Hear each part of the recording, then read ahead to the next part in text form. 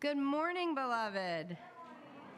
Welcome to Beacon Unitarian Universalist Congregation. My name is Reverend Dr. Robin Tanner. I have the honor and delight of being a member of the lead ministry team here at Beacon. Beacon, a place where we welcome all of you, your authenticity, your joy, your love, your liberation, where together we are committed to being radically inclusive, to feeding the human spirit and healing the world and having a good deal of fun while we're doing it. On this bright March day, we're delighted to welcome our soloist. I had to look where our soloist was. Ross Lekites. Ross has appeared on Broadway in The Music Man, Tina, Frozen, and Kinky Boots. He starred as Tony in West Side Story for the national tour, as well as at London's Royal Albert Hall.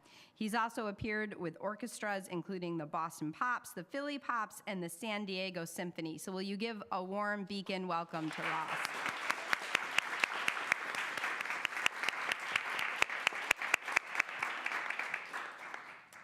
And you are just in for a Sunday of delights and guests and welcome as we unveil our design for our Beacon 2.0 at 695 Springfield Ave. Louis Cherry and his associates have joined us all the way from North Carolina. Thank you so much for being here. As a member of the facilities expansion team, I feel so proud to share with you this dream, and I do feel a bit like we're taking credit, though, for the incredible work of Louis Cherry and Associates. I want to recognize the other members of the facilities expansion team, some of whom are here this morning. Some will join us at the second service, including Steve Kramer, Gib Freeman, Michelle Blanchard, Jessica Park, Norm Miller, Helen Kerr, and Gary Buscemi. And yes, please. And I'd like to invite Louis forward to share a few words with us as we begin this day. Louis is downstairs. Oh, okay. Well, we'll invite him to say a few words after we kindle the light of our chalice. How about that? For which I invite our worship associate, Scott, forward. Good morning, Beacon. I'm Scott Schnipper. This morning's chalice lighting is entitled Why We're Here by Eric Walker Wickstrom. Here, today, in this place, and with these people, may we listen so that we can hear. May we hear so that we can feel. May we feel so that we can know. And may we know so that we can change ourselves and this world. May this chalice we light our way.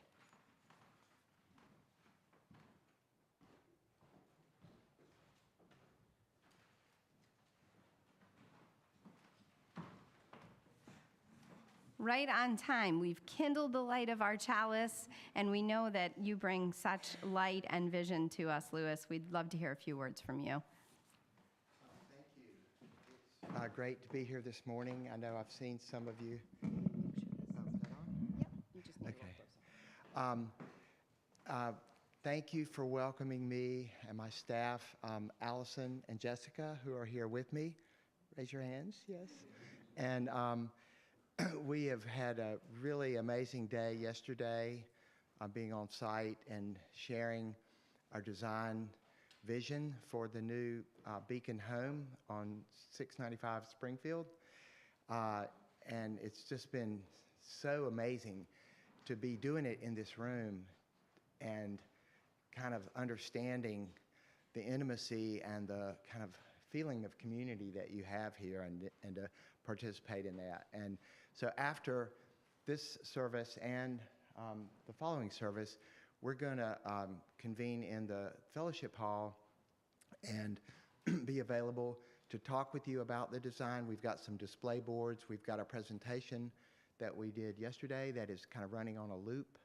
And so we'll be available to just hear your thoughts and, respond to any inspirations you might have or questions. And we really look forward to continuing to work with you over the next many months to get this facility built.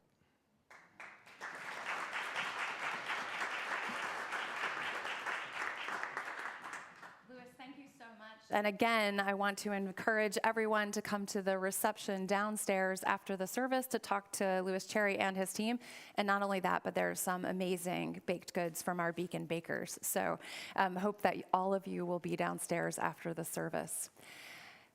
The title of this service is called Let's Set It Off, because this is a bold beginning. And so let's rise in body and in spirit for our first hymn, Morning Has Broken, number 38 in your gray hymnal.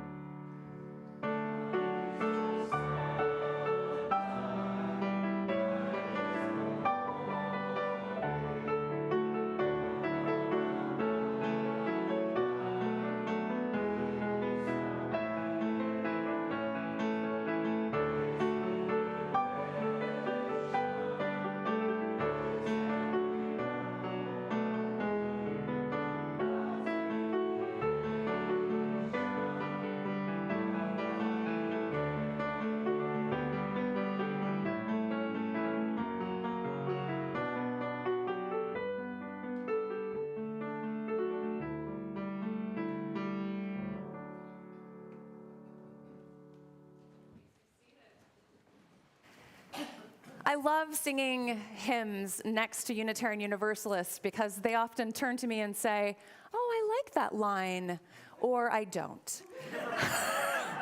It's always so amazing. In this case, I love that line. This morning we have 4 speakers. It's not a normal service with a sermon. This is a time in which we are listening to our people. And we wanted to welcome first Marilyn Faltz to come forward and tell us a little bit what it means to dream. Our family has had a very long connection to Beacon and to its history.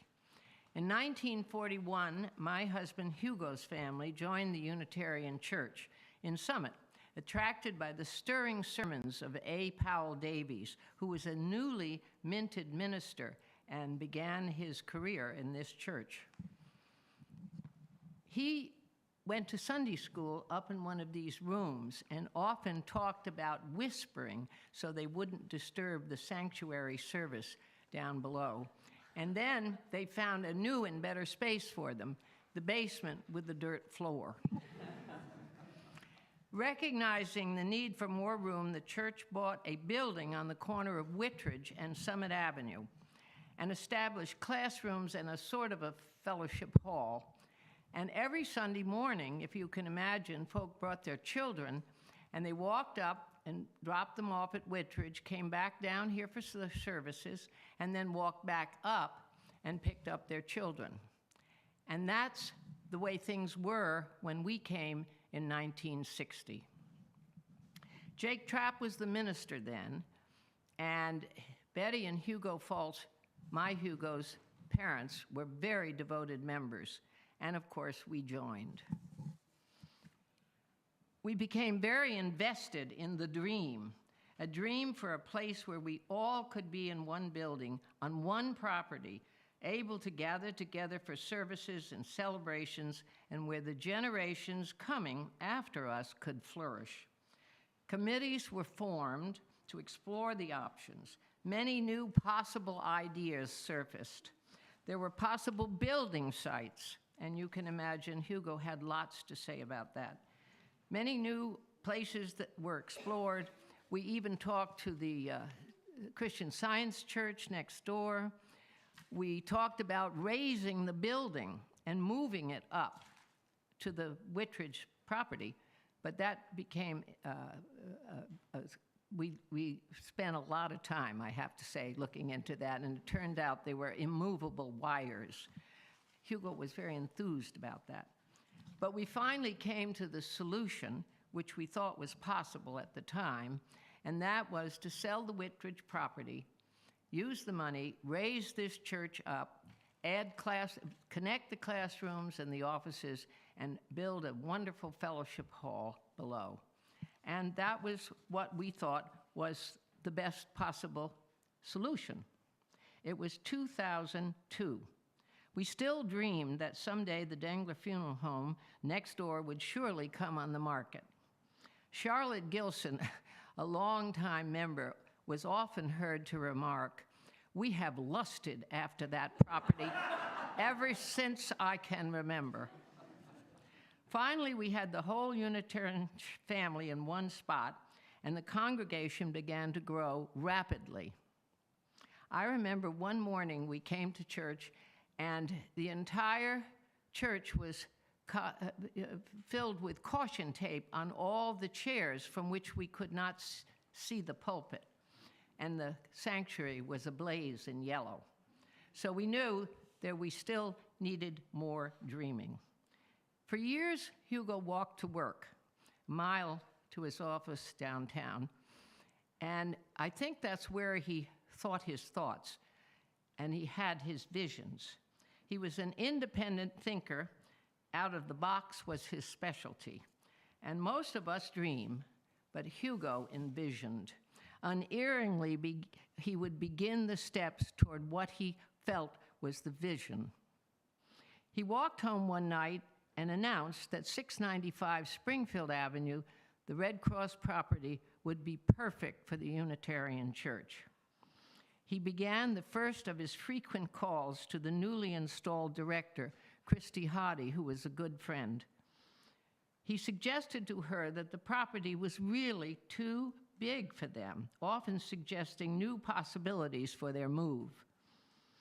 A few days ago, I called Christy to corroborate some dates, and I asked her, "When did Hugo first start calling you?" She said, "Well, he began the first week I was on the job in 2004, and he called very frequently over the years." Fast forward to 2023, and we have lived the impossible dream, and we have reached the unreachable star, and now it's up to us to make the dream, the vision, a reality on 695 Springfield Avenue.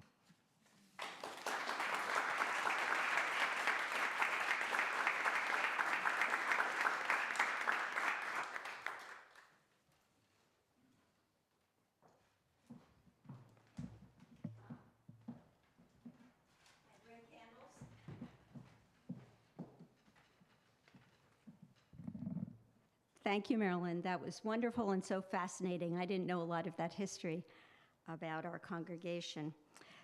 Good morning. My name is Jeannie Siegel, and I'm a chaplain here at Beacon. Beacon chaplains extend the spiritual care of our community. And one of the rituals of our spiritual care is our community candlelighting. This morning, we light a candle of memory for Beacon's ancestors from our founders in 1908 forward. We light a candle of solidarity with our under one roofers who brought our adult and children's communities together at the beginning of a new century. A candle of deep gratitude for leaders like Margaret Babcock and her facilities expansion team, whose tireless work led us. A candle of community for all of us in this moment, dreamers, hopers, believers, with a new vision of our home. A candle of hope that all of our actions through our long history will lead to the flourishing of beloved community for all who will come after us. Members, friends, fans, neighbors, partners here and abroad. And speaking of partners abroad, we light a candle for Wim Swendens, who's abroad in Belgium, thank you, Emily, caring for his ailing mother. And a candle of welcome home to Jean Crichton, Eric Solberg, Reverend Mary Early Zald, and Reverend Robin for traveling to our partner church in Goa, India, and representing our congregation as well as connecting there with our Hungarian partners from Baroque. For this and so much more, we invite you now to come forward and light a candle here in the sanctuary, in your homes, or wherever you are.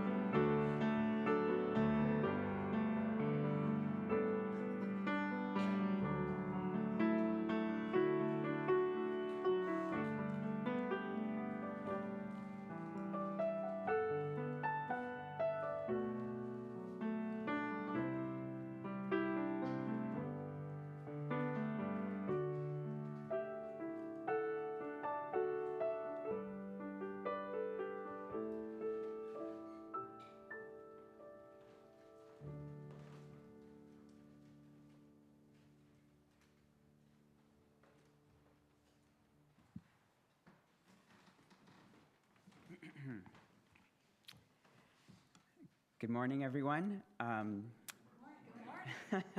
My name is Madan Gounder, and for those of you who may not know me, I've been at Beacon now for a little over 8 years. When I first walked through those doors, it was back in November 2014, and I came pursuing a vague notion of community and something, not exactly sure what, but something that I thought would be good for me. I had no clear definition of what I needed, but I hoped I would recognize it when I saw it. My intuition guided me, but my hope fueled my search. I did find community here, but I found what I needed as well. I feel I have become a fuller, more self-reflective, complete person for the spiritual journey I have traveled in community with you all here at Beacon. I now have many memories of enlightening, fulfilling, and fun experiences right here within these walls. Most significantly, on October 14th, 2017, I married the love of my life, more or less where I stand. I still get teary-eyed. More or less where I stand right here, looking out at this sanctuary filled with people from every chapter of my life. These are powerful, cherished memories that originated with little more than intuition and hope all those years ago. My personal triumph of hope has been matched along the way by the triumph of hope I have seen within this congregation. I had the privilege of serving on the Beacon Board of Trustees for about 5 years, ending this past summer, and serving for my final 2 years as president of the board.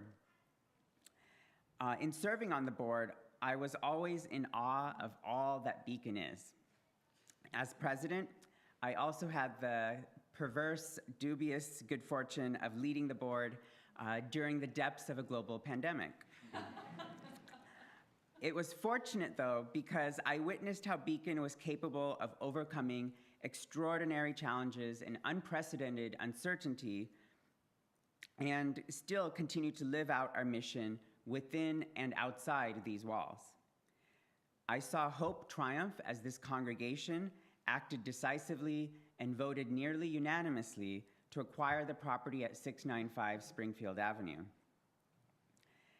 And the coincidence of the pandemic and the property purchase revealed to me the power of Beacon and the need to build a larger, brighter one. In a post-pandemic world, I hope to see a larger Beacon built at 695 Springfield that amplifies our mission within and outside its larger walls. Our current sanctuary is comfortable and filled with history and amazing memories. It caters so well to our needs. But does it cater well to those not yet present? In building a new physical Beacon, we are building for the triumph of hope that will be the Beacon of the future. Not unlike my own personal journey, it requires hope and intuition. We do not and will not have all the answers as to how a new Beacon will transform our congregation and each of us individually.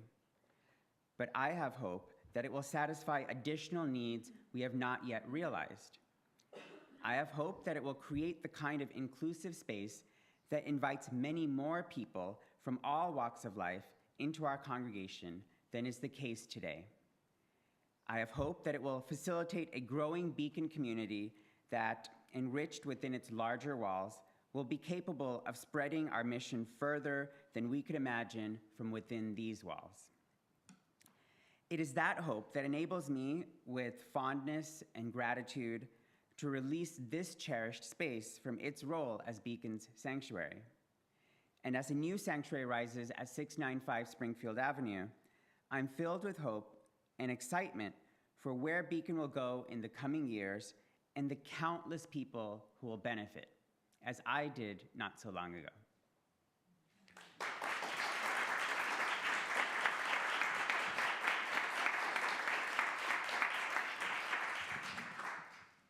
Thank you, Madan. With that hope in our hearts, can we rise in body or in spirit and sing number 205, Amazing Grace.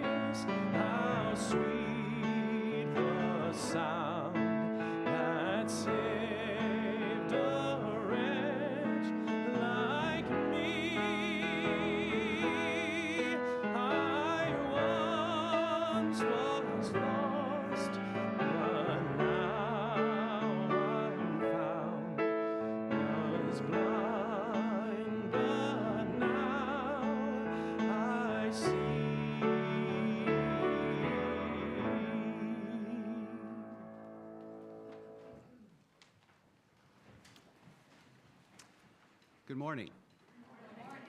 I'm Steve Kramer, and I'm on the Facilities Expansion Team, or FET, which is working on the plans for a new building and grounds at 695 Springfield.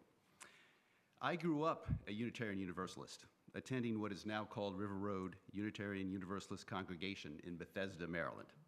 It opened in 1964, and it was something completely new.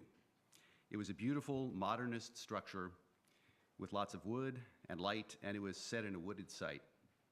And I fell in love with that building as a child, and it really caused me to fall in love with architecture, and I eventually studied architecture in graduate school.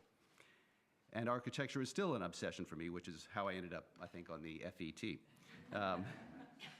My mother is still a member of River Road, and I've seen that building in use. It's been part of my life for 6 decades, and it's shown me how profoundly a building can embody the principles of a congregation and shape how it develops.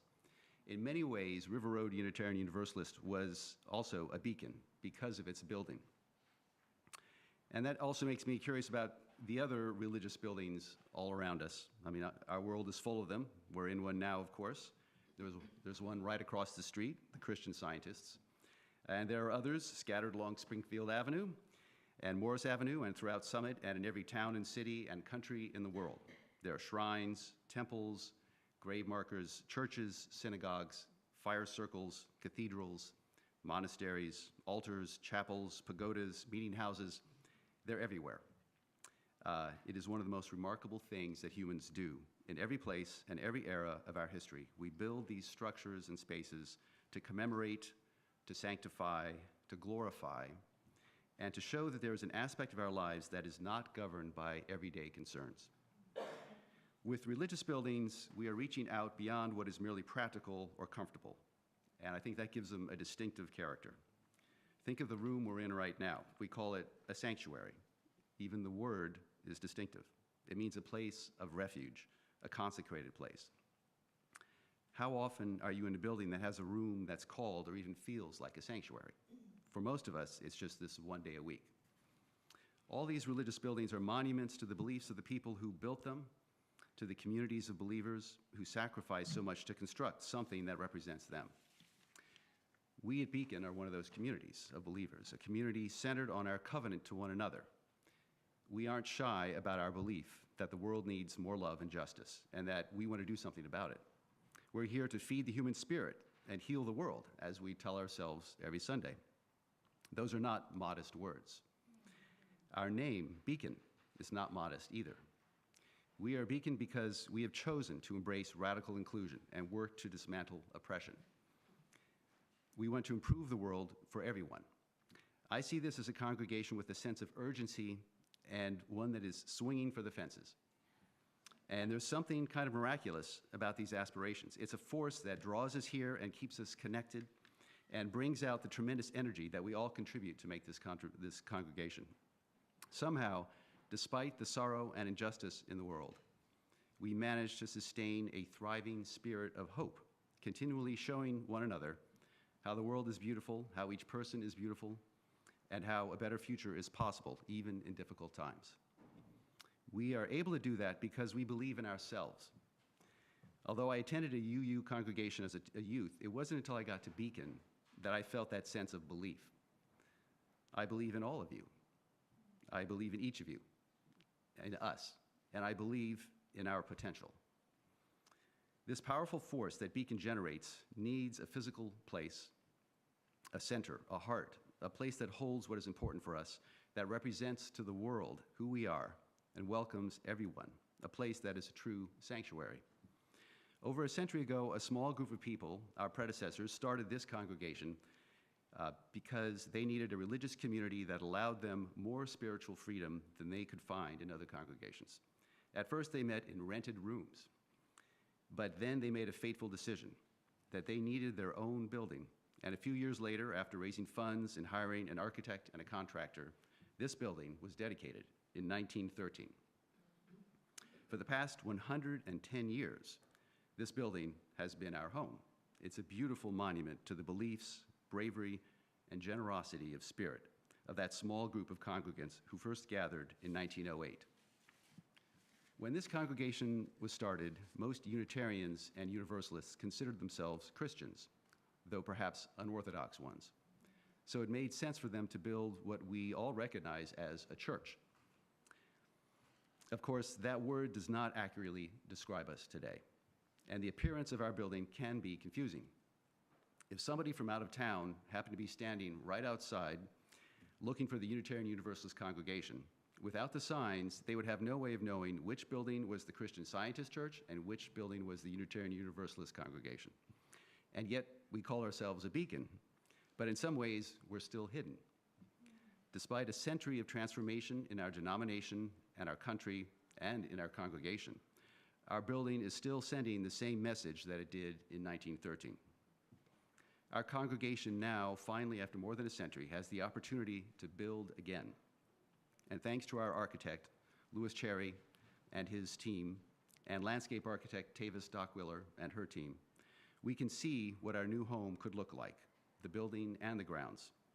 And it's pretty thrilling. It's an expression of something new. It's not a church, there's no steeple, but it does have a sanctuary. In fact, the entire property would be a sanctuary. It takes our bold aspirations and it gives them a place to develop and flower. It is a quietly iconic building, one that promises a new chapter in the life of our congregation. I'm excited to see how our dynamic congregation responds to this opportunity to build a new place for us, one that expresses who we are, gives us room to be ourselves on a larger scale, and in a new way, to be a true beacon and share our most deeply held beliefs with the world. Thank you.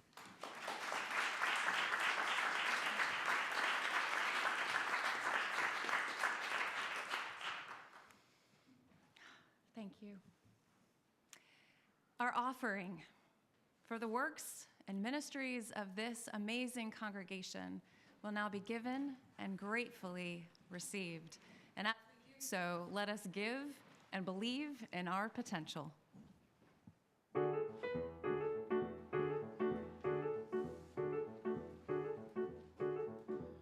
Could be, who knows? There's something due any day. I will know right away, soon as it shows. It may come cannonballing down through the sky, gleaming its eye, bright as a rose. Who knows?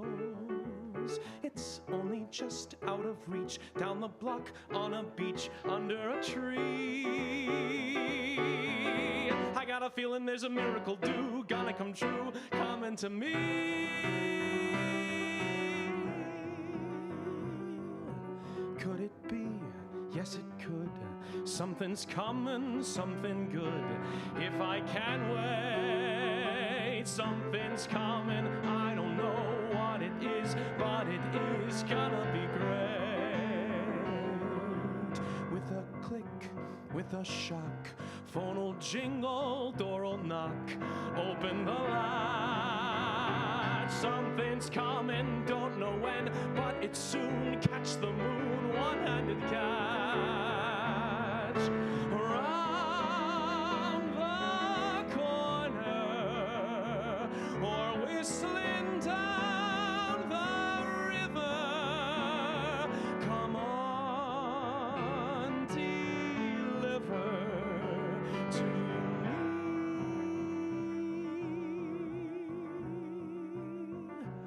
Will it be? Yes, it will. Maybe just by holding still, it'll be there. Come on, something, come on in. Don't be shy, need a guy, pull up a chair. The air is humming, and something great is coming. Who knows? It's only just out of reach, down the block, on a beach. Maybe tonight, maybe tonight, maybe tonight, maybe tonight.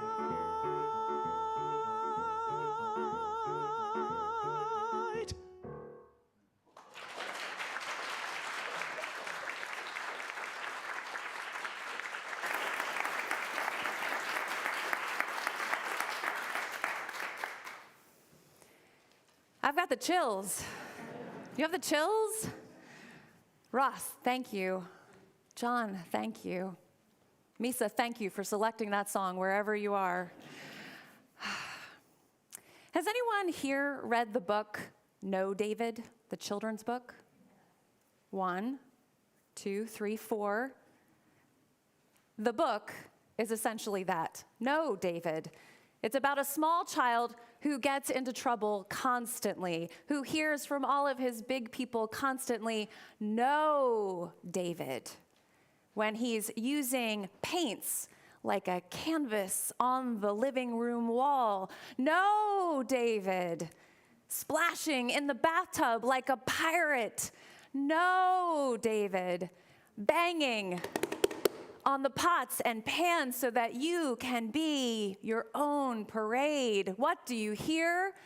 No, David. And sorry, you said that a little bit, but just imagine yourself, a big person walking in and seeing David there. You don't just go, no, David. You say, no, David. Ah.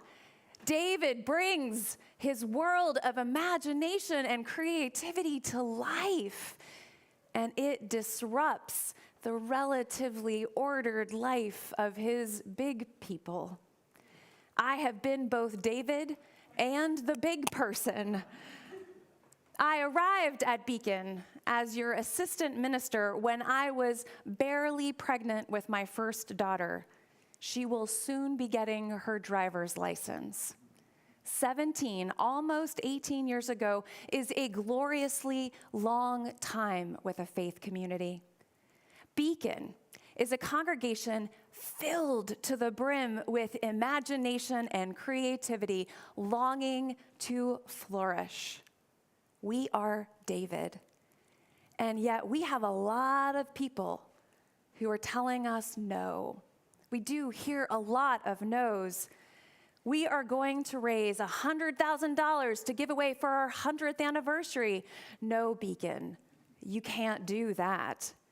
We're going to raise Black Lives Matter banners on Springfield Avenue. No, Beacon, you can't do that. We're going to create a daily community for our unhoused neighbors here in Summit. No, Beacon, you can't do that. Our response, like David's, is watch us. Watch us. With one tiny exception, as you might have heard, our home. Our 0.2 acres here in Summit. You have heard some of the history. We have grappled with this space for 100+ years. We don't need to hear others tell us no, though they do, because those voices of no, you couldn't possibly do that, I hear them in us, firmly rooted within our collective consciousness. No, we couldn't possibly do that. Yesterday, after some of our longtime members saw the presentation from Louis Cherry, they told me they had tears in their eyes because they said, are we lucky enough that that's actually going to happen? We couldn't possibly move our sanctuary up a block. Dangler Funeral Home, the former Sotheby's, won't ever sell to us. They did. We couldn't possibly find land in Summit with parking. Lo and behold, we did. We couldn't possibly raise enough money, even though we've already raised more money than anyone thought possible just 3 years ago. When it comes to investing in our home, these no's have a long history. It was a test case in my seminary class. This congregation was a test case in my seminary class 20 years ago, taught by Beacon's minister emeritus. And the test case was what we did with our building. They never mentioned us, but I knew. This goes all the way back to our founders who had to, in order for us to exist, had to propose a resolution to not start a Unitarian community here in Summit because we wouldn't vote yes to actually do it. We had to vote no. Does that make sense? We turned down the resolution to not start a congregation here in Summit. You got me? You got the no's worked out?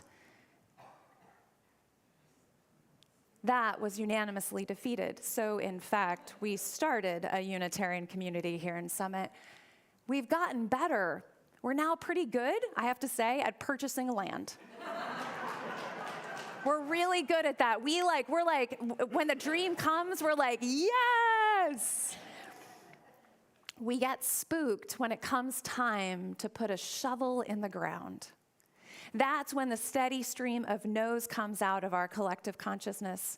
We won't have enough. We won't have enough land, money, parking, people. The neighbors won't like it. We don't have all the answers to all of the possible questions that will emerge. That one's really big. We haven't yet found the right architectural plan that satisfies every single person in the room. And this is a big one, and it's real. It's unethical to spend that money on ourselves. Please hear me. Limits aren't necessarily bad. Some no's are important. But I wonder, having been here for 17 years, I wonder why we meet some of our challenges, especially when we're working on behalf of others, with persistence, barreling through those no's. And we greet the challenges for the future flourishing of our community as if they were foregone conclusions of no. I have often wondered, are we too scared of failing our mission? Or are we too scared of succeeding?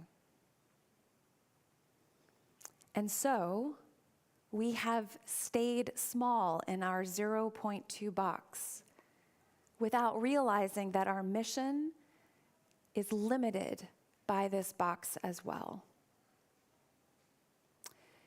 Now, I have a soft spot for that old gospel teaching of Jesus from Matthew, and I have to tell you that because Steve was talking and he loves the Bible, I promised him that I would do this. So I have this soft spot.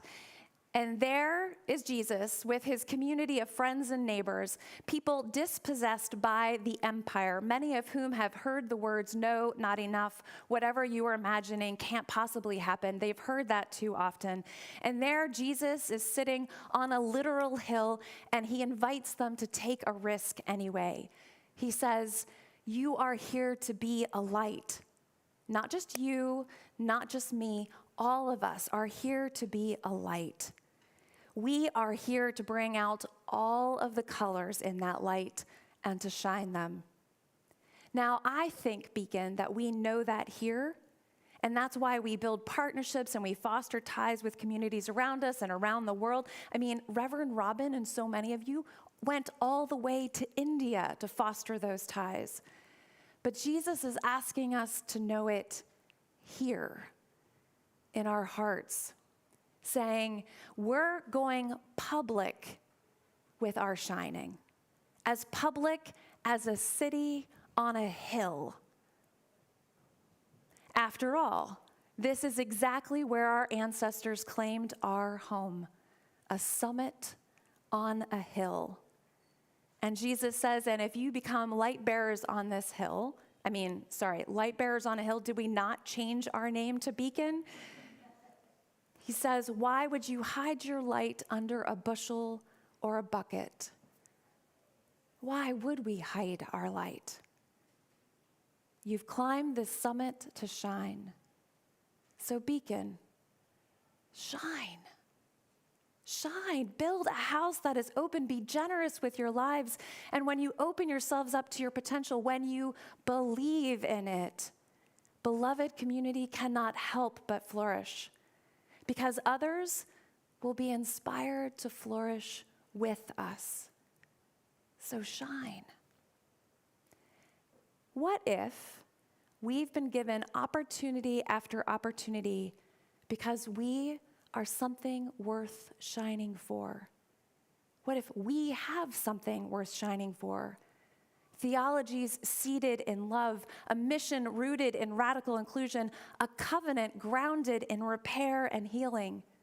What if we are called by the holy, by one another, by our partners, by those whose voices have been diminished or silenced? What if we are called to shine because we have a part to play in the flourishing of beloved community? What if we have a part to play? So, Beacon, what if we meet our inner resistance, those inner no's, with persistence because we began believing in the power of our potential? So, here, today, at the moment of our holy leap of faith, I invite us to pray. I brought up Jesus and prayer in a 5-minute interval. Y'all, let us pray the words of my colleague, Tamara Labak, who was in that seminary class with me. Can you just take a deep breath?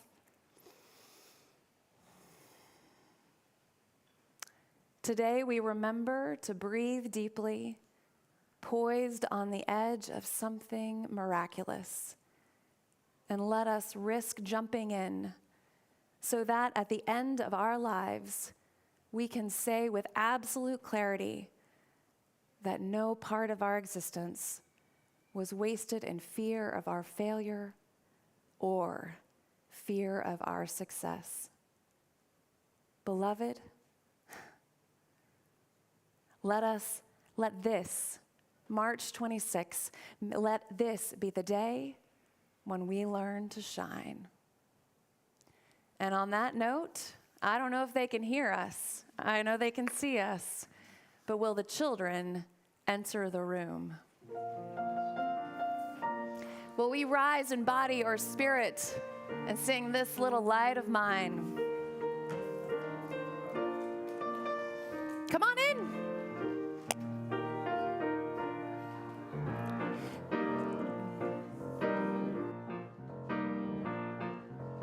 This little light of mine, I'm gonna let it shine. This little light of mine, I'm gonna let it shine.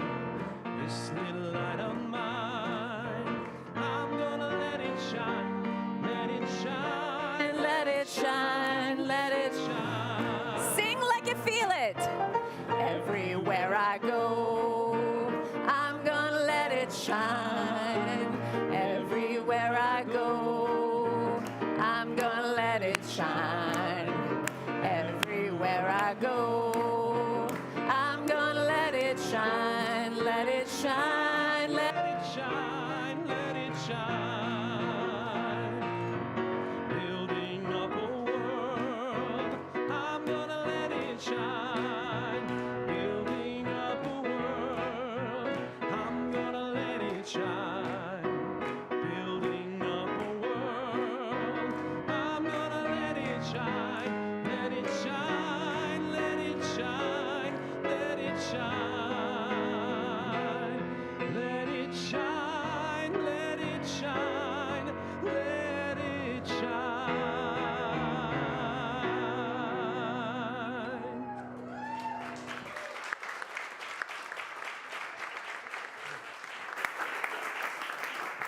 Please, no, stay standing as in body or in spirit. And I'd like to invite the speakers come around and Reverend Robin, I'd like you to come out from the robing room who has been streaming all morning.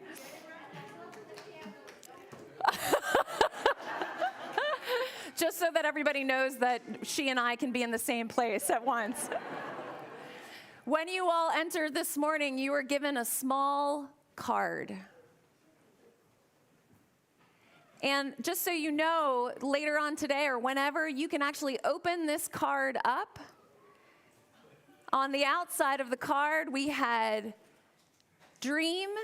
Some of us are dreamers. Some of us are hopers. Some of us are believers. And others of us are shiners. Not, And whenever we hear no within us, let us take out the card and remember who we are. All right?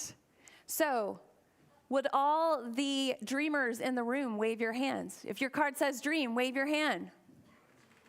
All right. Would all of the people with hope raise your hand? With all the people with believe, raise your hand. With all the people who are shining? And if you got a card that you just don't want and you want to switch it with somebody else, that's what social hour is all about. Let us take hands with one another. And Robin, will you take our chalice?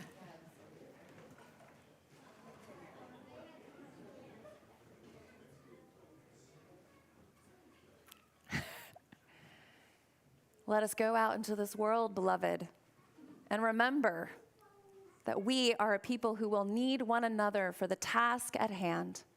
And yes, we can. Amen.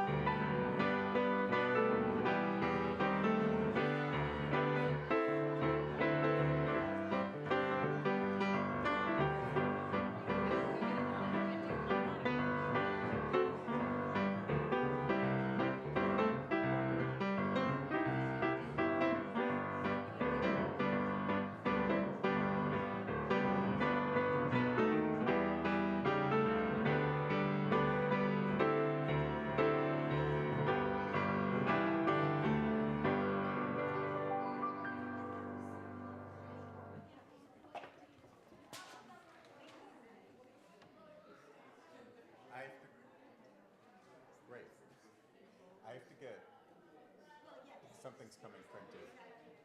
Thanks for, I got lost on my iPad. But you held, I was like, we're going to F or G. I have a 50% chance. Did you even notice?